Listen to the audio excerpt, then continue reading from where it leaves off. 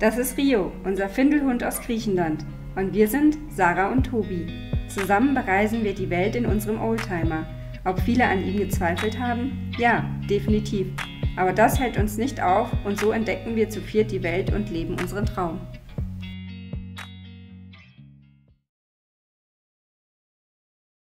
Guten Morgen, heute geht es für uns weiter. Nachdem wir jetzt die letzten 2 Nächte hier in Tepik, in der Hauptstadt von Nayarit, verbracht hatten, auf diesem wunderschönen Campingplatz, wo es auch optimal war mit Rio, da er hier frei laufen konnte. Es ist alles eingezäunt, eingemauert und man muss sich keine Sorgen machen. Und heute geht es zu einem Wasserfall. Wir bereiten jetzt gerade noch die letzten Vorbereitungen vor, wie Abspülen nach dem Frühstück und waren auch duschen. Also haben wir uns sehr auf eine heiße Dusche gefreut. Es war leider nur lauwarm, aber vielleicht auch, weil es noch in der Früh war und es noch nicht ganz aufgeheizt war. Und ja, sind gespannt, wie so der erste Ausflug in der Natur auf dem Festland hier ist.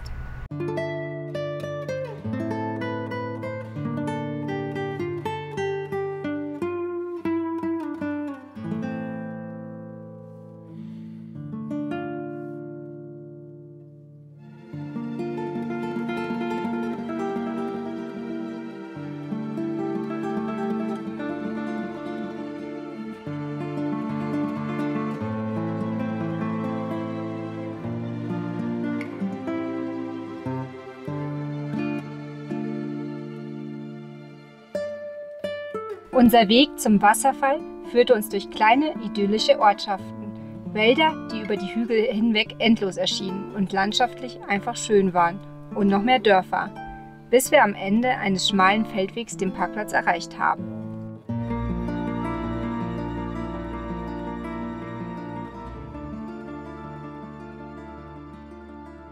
Wir sind jetzt an unserem Nachtplatz und Ausgangspunkt für die Wanderung angekommen und ja, gleich geht's zum Wasserfall. Rio ist auch schon bereit. Wo ist er? Der hat gerade eben schon seinen Ball mit rausgeholt, weil er dauernd Ball spielen will. Aber ja, er weiß noch nicht, dass es zum Wandern geht. Aber laut Karte ist es gar nicht so weit. Das heißt, wir packen jetzt Badesachen ein, beziehungsweise ziehen es gleich an. Und dann geht's los auf die Wanderung.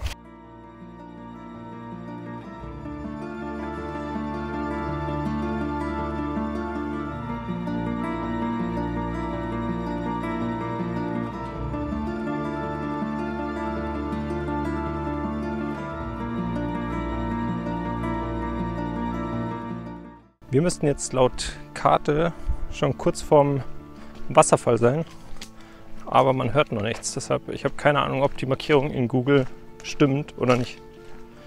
Wir werden es gleich sehen.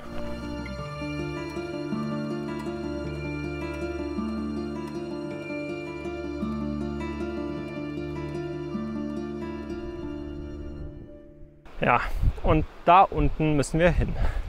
Ah, hier sieht man es noch besser.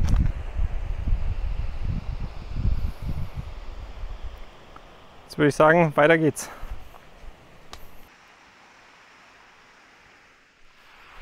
Boah, schaut das schön aus. Ja, cool. Also langsam fühle ich mich auch danach, dass ich da reingehe. Auch wenn 2 Amerikaner gesagt haben, dass es super kalt ist, das Wasser. Aber es ist schon ziemlich warm hier. Und, oh, da hinten sieht man den Pazifik. Da oben. Auf der Kamera wahrscheinlich kaum zu sehen.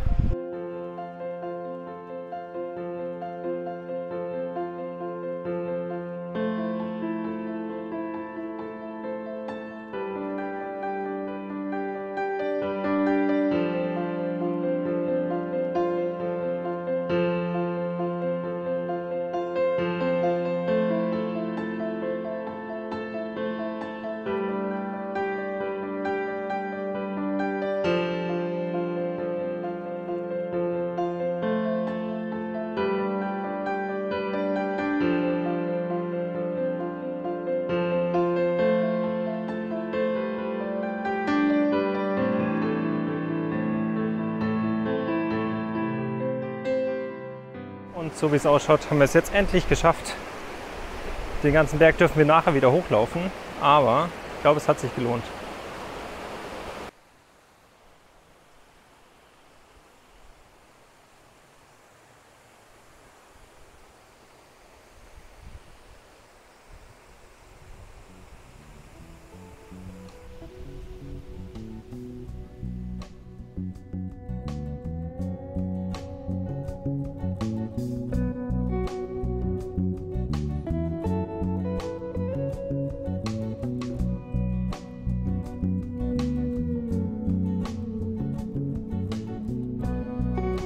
Nachdem wir den Abstieg zum Wasserfall gemeistert haben, ging es für die meisten von uns für eine wohlverdiente Abkühlung ins Wasser. Genau solche Momente machen das Reisen aus. Unterwegs findet man neue Freunde, mit denen man gemeinsam weiterreist und atemberaubende kleine und große Orte oder Abenteuer erlebt. So wie diesen Wasserfall, der dem Parkplatz und der Beschilderung nach zu urteilen keine große Attraktion ist, aber doch eine Perle der Natur darstellt.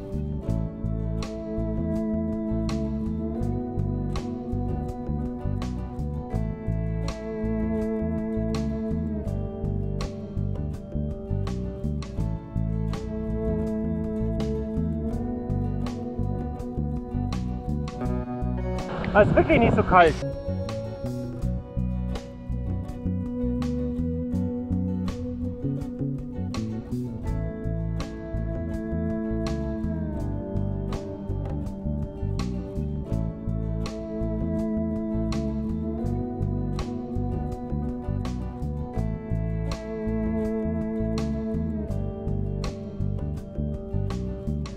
Wenn man dem Flusslauf etwas gefolgt ist, konnte man noch mehr kleine Wasserfälle sehen und sobald man die Gruppe verlassen hat, werden die Geräusche der anderen vom Wasser geschluckt und man fühlt sich fast alleine in der Natur.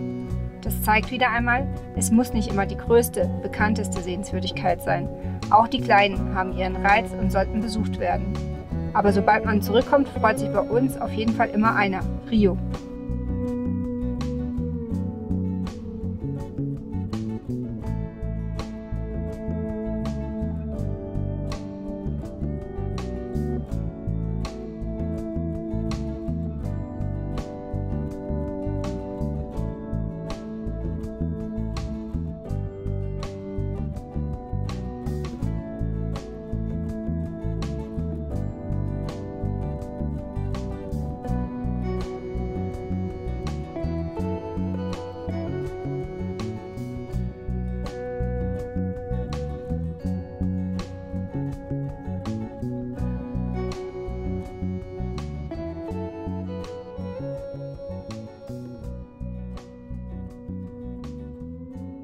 Der Wasserfall war so schön. Ich habe schon Bilder gesehen und wusste, dass er schön ist, aber nicht, dass er so schön ist und dass der Pool auch, das Wasser in diesen schönen Pool fällt und man dort drin schwimmen kann.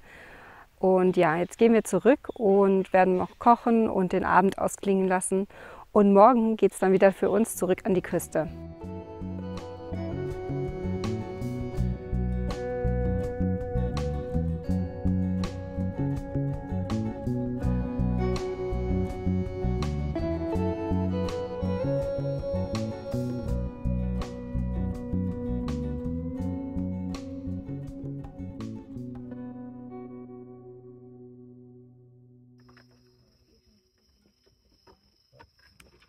An der Küste südlich von St. Blas angekommen, haben wir scheinbar das Paradies gefunden.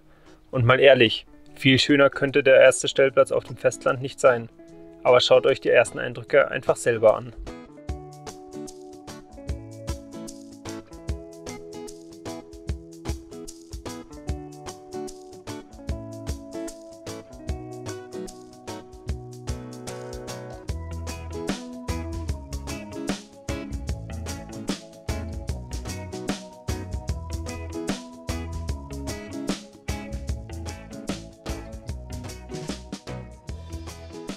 Für mich ging an diesem Platz auch ein lang ersehnter Traum in Erfüllung. Nachdem ich Rios Hundeleine zwischenzeitlich auf der Palme versenkt habe, konnten wir letztendlich doch noch frische Kokosnüsse kosten. Das Aufmachen schaut zwar nicht fachmännisch aus, aber wir haben dennoch ca. 800 ml Kokosnusswasser erhalten. Es ist auf jeden Fall Flüssigkeit drin, oh ja.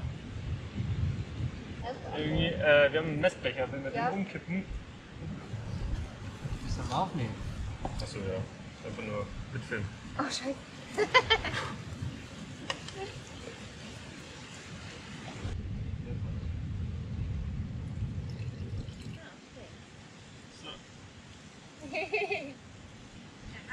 Erfolgserlebnis. So, wer will alles Kokosnusswasser? Ja, es ist so viel drin. Ja. Mega viel. Und Du kannst den Ort sonst nicht verlassen. ja, nee, das hat mich, Das hat mich so ein bisschen getriggert. Ja.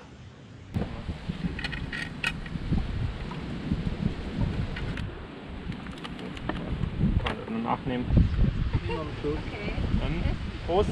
Fleisch ist weit. Weißt du es nicht? Ja, deswegen. Aus Selbstschutz. Oh, geil! Die war noch nicht reif und die bildet sich erst noch. Ja, Deshalb fliegen die vielleicht auch so schwer runter.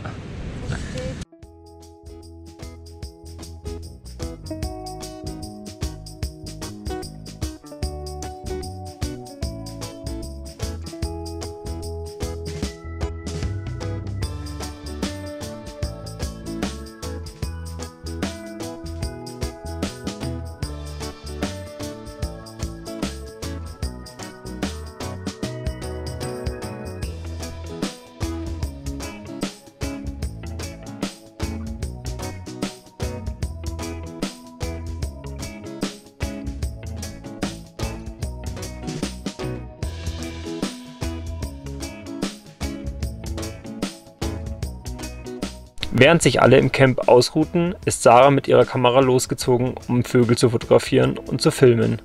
Meist hatten wir nahezu den gesamten Strand für uns alleine und so konnte sie sich in Ruhe auf die Lauer legen und die Tiere einfangen.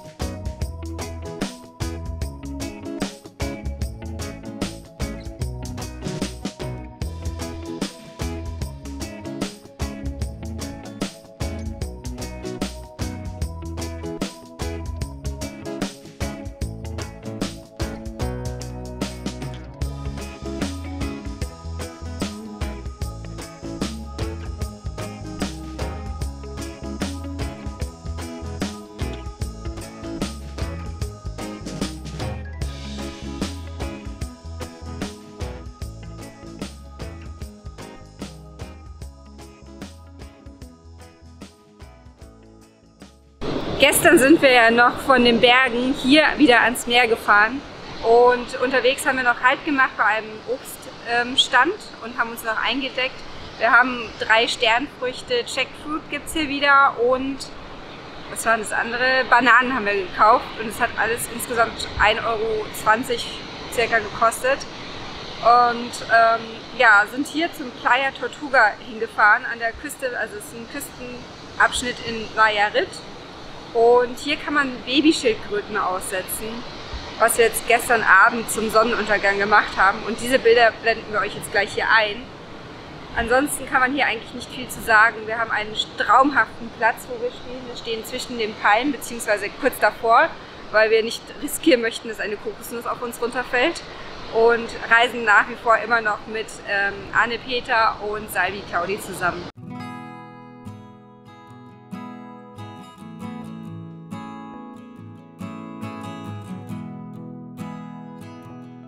Am späten Nachmittag sind wir etwa 15 Minuten am Strand zum Schildkröten-Sanctuary gelaufen.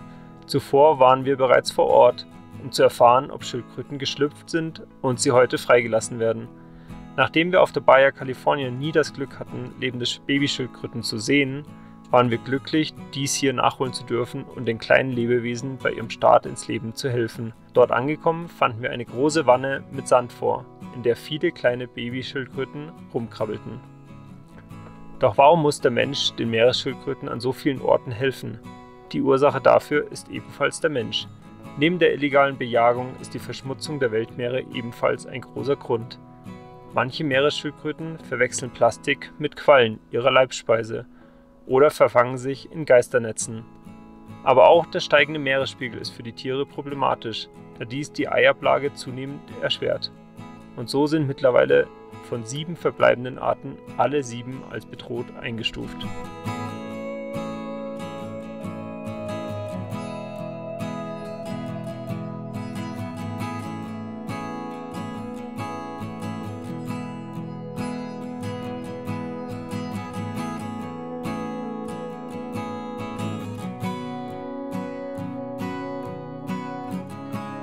Die Schildkrötenweibchen werden nach 6 bis 9 Jahren an diesen Strand zurückkehren und selber Eier legen.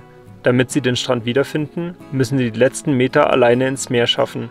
Diese kurze Strecke reicht, damit sie den Heimatstrand ein Leben lang wiederfinden. Das Freilassen war ein wirklich schönes Erlebnis und wir hoffen, euch unsere Gefühle in den Filmaufnahmen rüberbringen zu können.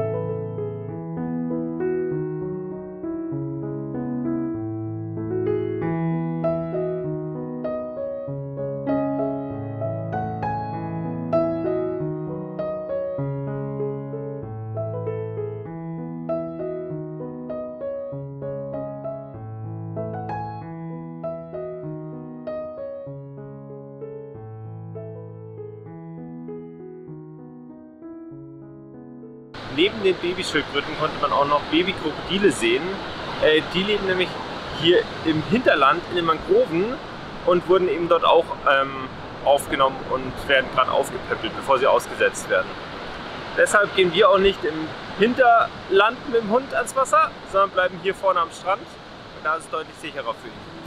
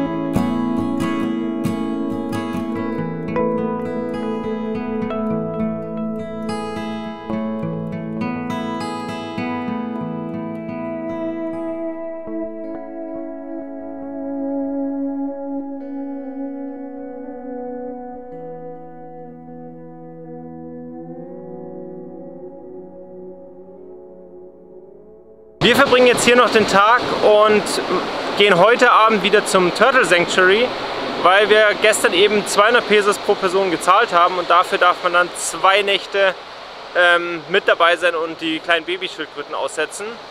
Und das wollen wir uns auf jeden Fall nicht entgehen lassen. Morgen geht es dann für uns weiter Richtung Sayulita an der Küste von Nayarit runter. Was wir dort alles erlebt haben, das siehst du nächste Woche im Video. Wir freuen uns, wenn du da auch natürlich dabei bist und ein Abo, Like oder Kommentar da lässt. Und ja, bis dann!